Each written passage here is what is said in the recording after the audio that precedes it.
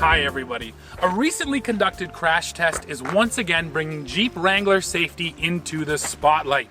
You probably saw the headlines for yourself. Jeep Wrangler rolls over in crash testing.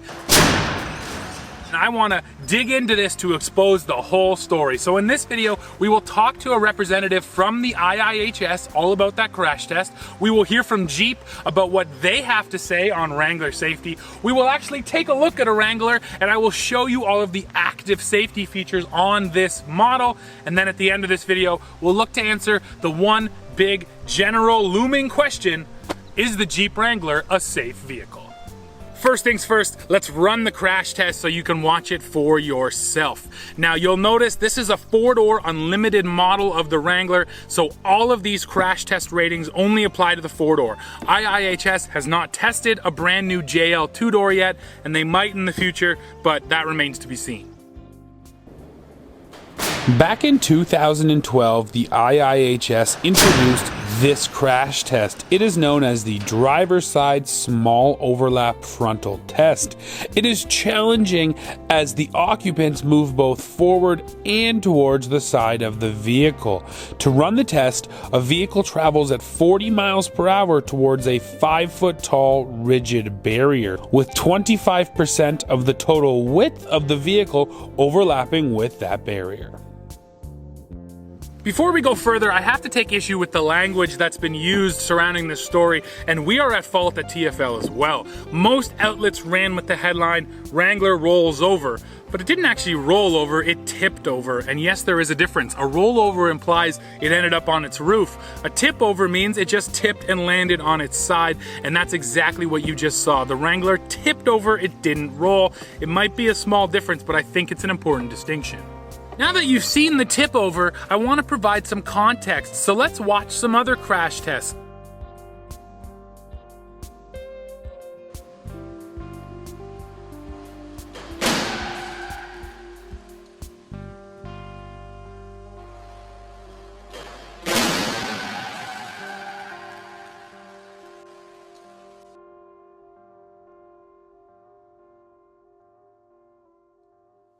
Now you've seen how two SUVs perform, let's take a look at a pickup truck. Here is the Ford Ranger tackling the small overlap test.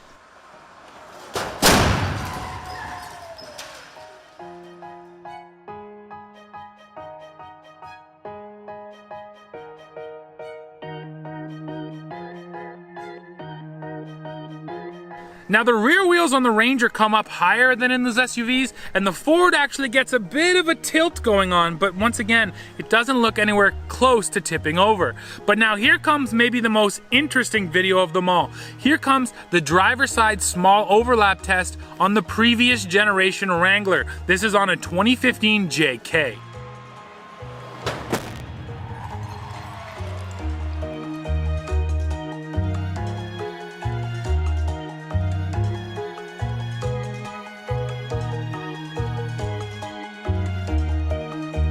Yes, it's hard not to notice that JK looked like it wanted to tip. It didn't go all the way over, but it reacted very similarly to the way the JL did. Let's go over the JL specific results from the IIHS now. So besides the fact that the Jeep tipped over, it actually did fairly well. You can see from this photo right here in the small overlap crash test, the dummy space was well maintained. It wasn't like the A-pillar and the firewall was coming back and crushing those front seat passengers.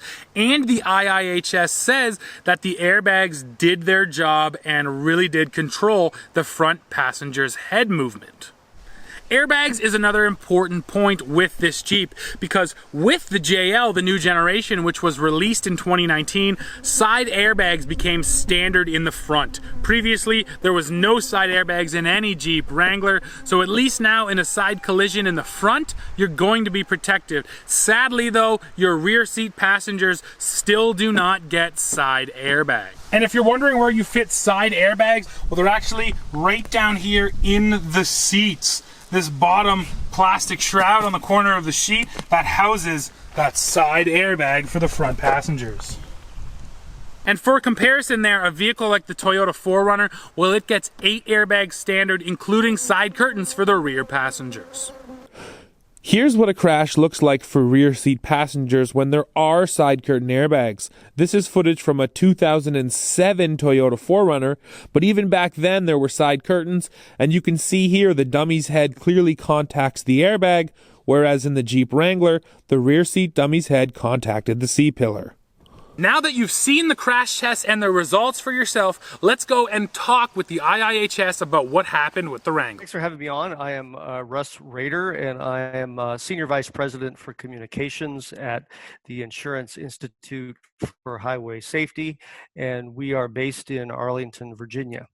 Would you say that it's probably the design of the vehicle that, made it flip or made it roll, or what were the contributing factors? Well, we don't know exactly why this happened. Mm-hmm. As you said, we have not seen this before in our driver's side small overlap test.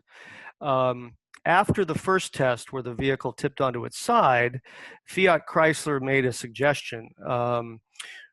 In our crash test, the vehicle is attached to a sled, which is essentially an apparatus attached underneath the vehicle, which tows the vehicle down the runway to the appropriate speed, then releases it, and that's when the vehicle strikes the barrier. But there is an attachment underneath the vehicle that stays there. And Fiat Chrysler had suggested that we should attach that system differently and retest the vehicle. And so we followed Fiat Chrysler's specifications, and that new attachment essentially allowed both of the front wheels to move more independently in the crash. Gotcha. And we agreed to test the vehicle again. And in the video that you see online, that is the second test where the vehicle performed in the same way. Now let's look at crash tests from the two other main bodies that do them. First of all, the National Highway Traffic Safety Administration, or NHTSA. As you can see, NHTSA has not given the Jeep Wrangler an overall safety rating, as they have not done any side crash testing. It does get 4 out of 5 stars in front crash testing, but without those side crash tests, we can't have an overall score. Now let's look at the rollover star rating. And yes, NHTSA does measure how easy it is to tip over a vehicle. They do something called the fish hook maneuver, essentially quickly steering to the left and then back to the right to see if they can get the wheels to lift off the ground. Well, the 2020 Wrangler has a 27.9% chance of rolling over according to NHTSA's testing, and if you want to see how that stacks up, here it is next to some comparable vehicles. So another question I have is, why no two-door Jeep? It was only the four-door that was tested. How come the two-door wasn't tested as well? Well, we don't test every variant of every vehicle.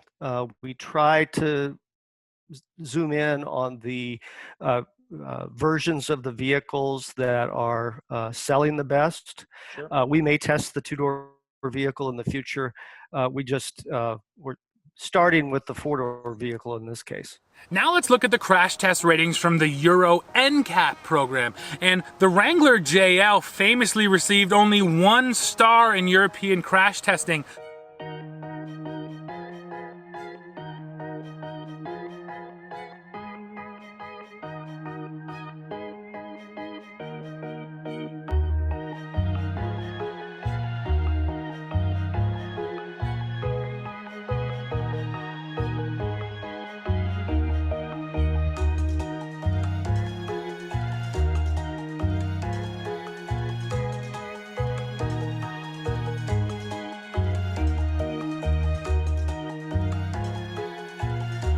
Now you've seen it, let me tell you what Euro NCAP actually said about that test. Essentially, they said that the driver and passenger space was well maintained and that both of those occupants would have been safe in that collision. However, the damage sustained to the A-pillar and the footwell suggested that even a little bit more speed would have caused all of this to collapse onto those occupants.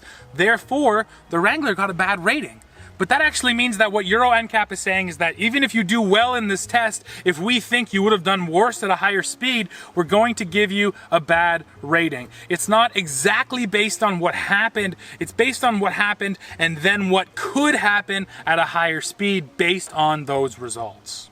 And then one more question sort of about the test. So we actually received an email here at TFL, and the emailer's concern was with your painted floors. He sort of suggested that because the floors are painted, the vehicle might be able to slip a little bit more. It doesn't have as much friction. Can you kind of speak to that a little bit?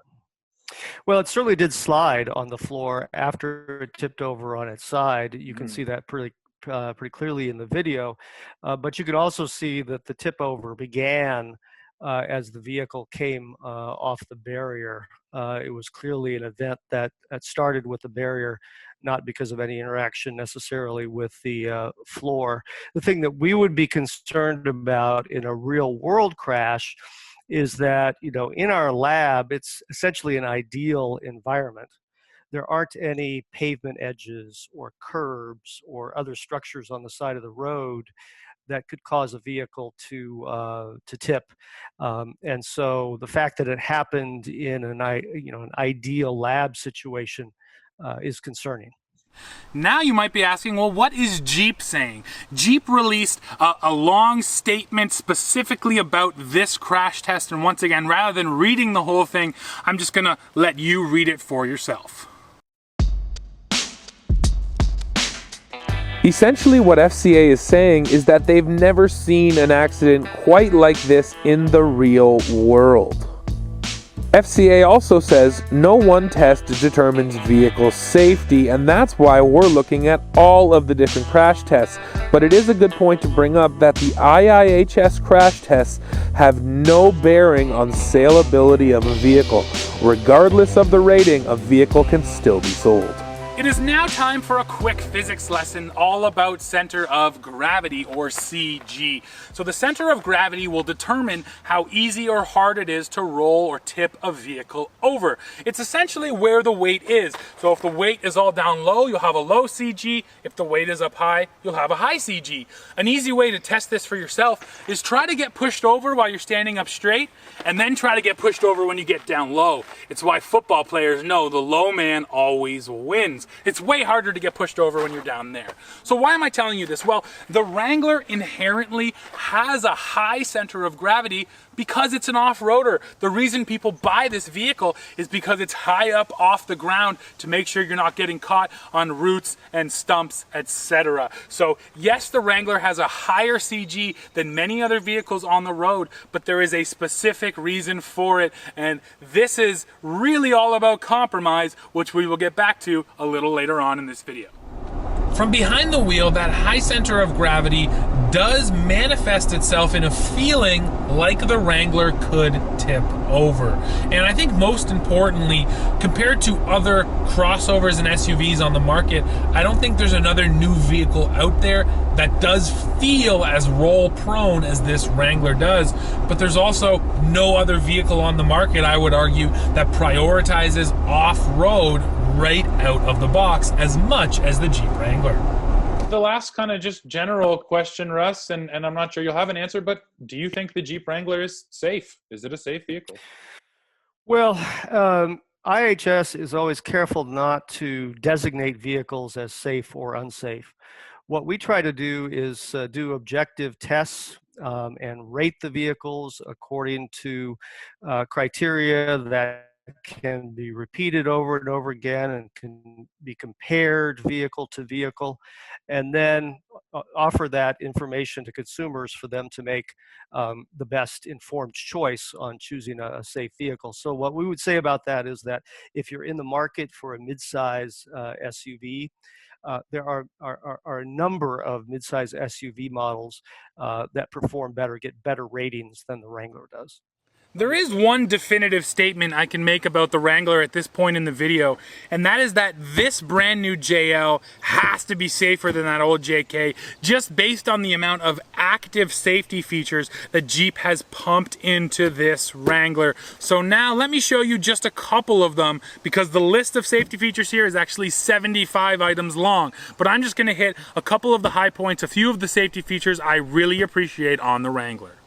I'm here on the highway, so now I can show you adaptive cruise control here in this Jeep Wrangler. So right now, I have it set at its furthest following distance, and you can see here, it's pretty far. I'd say it's probably 5-6 car lengths. It is a good distance. Now, there are 4 different space settings, so I will work my way forward, and you can see what they are.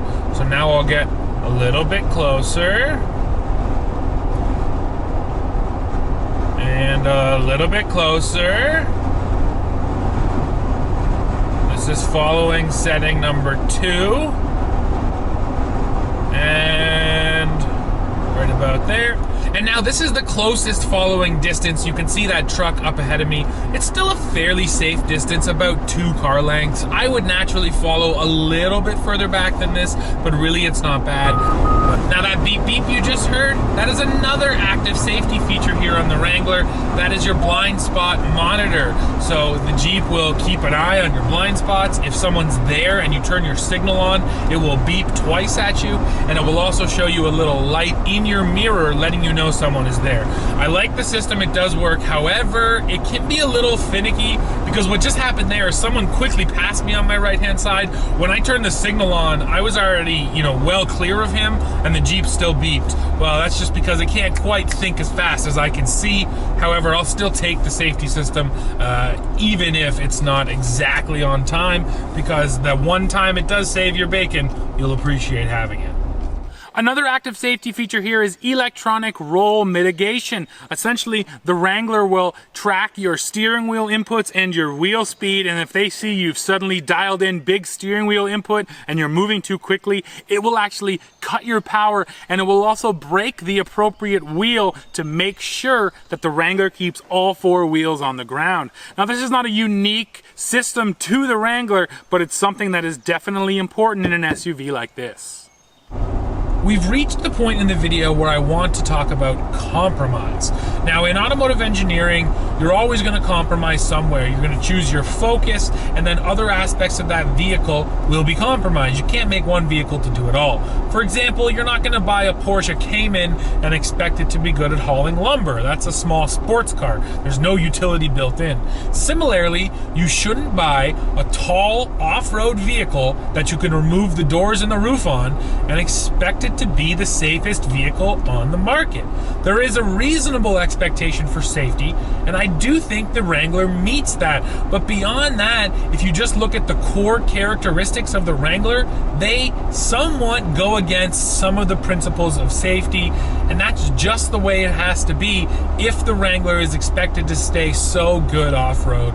Could Jeep make this vehicle safer? Of course they could, but then they would be compromising some of its off-road capability, and frankly, I don't think owners and Jeep loyalists and faithful would put up with that, and I think Jeep knows that. Well, we have arrived back at the question I asked off the top: is the Jeep Wrangler a safe vehicle? And my answer, after looking at all the information, is yes. But that is relative.